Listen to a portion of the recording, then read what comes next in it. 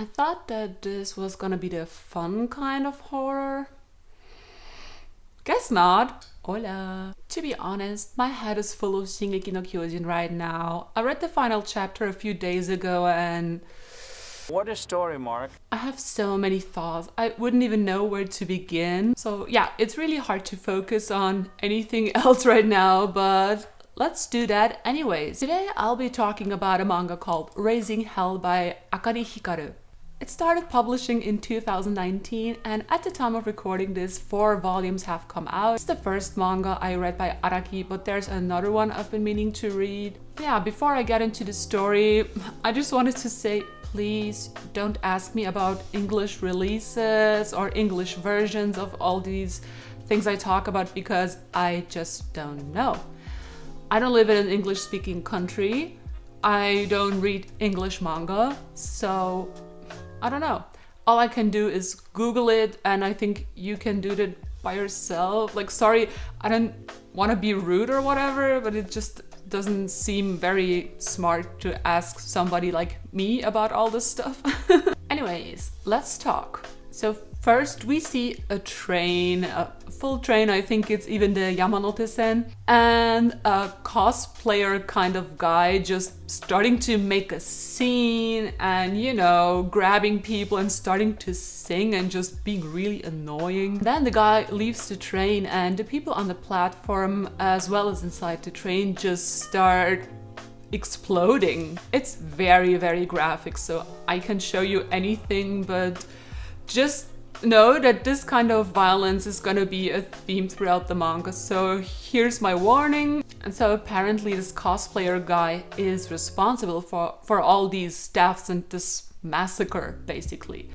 We can then see a teenage boy chasing after this guy. And then a flashback starts to 1 year ago, and basically this flashback lasts for almost the entire first volume. The boy we just saw is called Kenji, and he's one of the main characters. We see that he used to work as a barista, and one day a cop comes in and asks the two of them, him and his coworker, if they ever had experienced memory loss when they were children. To which Kenji says yes, he did indeed experience such an episode. But the cop says he just wanted to kill some time while he waited for his food to be ready, and that it was no big deal asking such a random question. But of course, this is going to play a role later on. Anyways, Kenji tells us about his life and his best friend, a boy called Nao, and they've been friends since forever. He always protected Nao from bullies, which made him kind of popular, which is why Kenji also says that he peaked in middle school or not in middle school, what's it called in English again? Shogakko. Well, his other best friend is a girl called Rizu, and she used to have a crush on Kenji, but nothing ever came to be of this crush. The 3 of them used to hang out at Nao's place all the time, and nothing has changed since they were little, so they still do that basically every day. So one day Kenji goes to Nao's place as usual to just hang out when he sees his 2 best friends kissing. He's really shocked at this at first, but after talking to them and them telling him that they started dating, he just congratulates them and is happy for them. We quickly move on to other topics, which is when Nao tells Kenji that they were also asked by this cop about the whole memory loss thing, but they also don't really get into it too deeply, you know, and just start talking other stuff. And then Nao's mother talks to them for a little bit, and obviously they've known this mother for ages, and they notice that she seems off and she says she has no appetite, you know, stuff like that. Later we find out the reason for that, and it's because she has cancer. The doctor is rude as shit and basically tells her in front of her child, in front of Nao, that basically she's done for and there's not much hope. And obviously that is devastating news. So Nao leaves the hospital and he goes to the parking lot to just wrap his head around what just happened. And there some dudes call out to him, asking him if he plans on doing something with their bikes. He was just standing near them. And Nao completely loses it at this point, and without even touching anything, the bikes just get wrecked. This is the first time that Nao notices something strange or off about himself. And he could also see a change in appearance of his shadow. And honestly, there isn't much more. I mean, there's a shit ton I like to tell you about this manga or the story specifically, but I'm just gonna stop with the story because the way the story is told is a bit confusing at first. If you just listen to what I said now, what I told you about the first chapter, that's about the first chapter, right? So you don't really have any idea where this is going or what this is about. So let me tell you a few thoughts I have, and if you don't want to know anything more about the story, then just stop watching because I might spoil a few things here and there, because I really think this is better if you just read it for yourselves. So I hope everybody's gonna read it after this video. So yeah, again, since I don't want to say too much about the story, the opening scene won't make much sense to you just when I leave it just like this as it is. But of course, it will make sense to you later.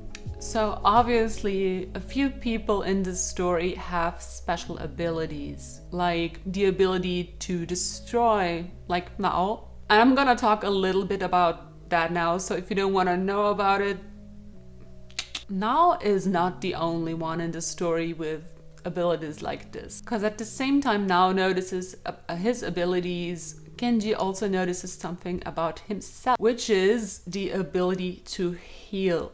Not only himself, but everybody he touches. It doesn't even matter how minor or major a wound or an illness is, he can just heal everyone. Naturally, the first thing he wants to do after noticing this is curing Nao's mother. But Nao and him and Lizu had a huge fight, and Nao ended up telling his two best friends, or his girlfriend and his best friend, that he never wants to see them again. And he just walks away from them. His mother's illness and a bunch of other things that happened that I won't talk about now really changed Nao profoundly. And this new power added to the mix make him go down a very, very dark path. Honestly, his story made me feel so much sympathy for him, and I really got emotional, which is rare for me. And that's when I realized that this is going to be a much darker manga than I initially expected. You know, when you just see the first scene, you just think it's fun, pointless gore or something. So these dark psychological elements really caught me off guard. The violence in this manga is unreal. And it's really effective too, you know, because it's filled with so much emotion. So it's not just some torture fest where you don't care about anyone. Again, I can't get into it too much because I really want everybody to experience this for themselves. That being said, there are some goofy scenes. Just look at their faces sometimes. For example, another scene that I found quite funny was when Kenji realized about his ability, and he has this monologue about how he doesn't know if it's the power of an angel or of a demon, but that he'll use it for good and for justice. And then he calls it Gottohando, like God hand, and I was like, hold on. Is that a Berserk reference? I don't know any other God hand, so if anybody does, enlighten me please. But there was another scene that kind of reminded me of Berserk, or not kind of, it reminded me a lot of Berserk. So I just wanted to mention that as a side note. But yeah, it's really hard to talk about this manga without spoiling too much, because it's not a super straight story like from the beginning, because you know, you start in the present, then you have this time jump, and the manga continues in the present. So this time jump is really just to make you understand what happened, because you see the different things in the beginning and they all tie together the further you go into this manga. So the more you read, the more you understand what this page was about or what this chapter was about. So it's really hard to be like, so this is where it starts and then the story begins, and like, because the more you read, the more you see that things go way further back. And you know, I don't even know yet what the abilities are and who gets to have them, and what the thing about the memory loss is all about, you know. And the protagonists feel the same way. So we find out about everything as they go and as we go. Just take my word for it when I tell you that it's pretty cool. So since I can't say more about the story concretely, let's say a few words about the art. I was really skeptical at first because the first few panels didn't exactly make me think that this is a particularly beautiful style or something, but it really has great moments, especially the scenes with Now, I think. Because, you know, he's this really pretty boy with a rather feminine touch, but then he gets these like beast-like features. It's great. And the violence is just top-notch. The eyes in this manga are also especially nice, and there are many like close-ups. I don't know, can you say close-ups to that? You know what I mean? Of eyes, and they're really gorgeous. The character design sometimes reminded me of Ito Junji, almost, especially Now and Lizu. All in all, I'm happy with the art, although it does look a little weird sometimes. But yeah, that was just a real... This video was really hard to make. I really thought about how... I had no idea how to talk about it without spoiling it, because the actual story and like all the insane shit that happens, I didn't even mention in this video. Let's just say if you like drama and violence that isn't cheesy, then I highly recommend you check this out. And yeah, and even though it has very funny scenes as well, just be warned that it's a very dark story and a lot is gonna happen. So just so you know, I'm fine with these things, obviously, but just if you're not, then just...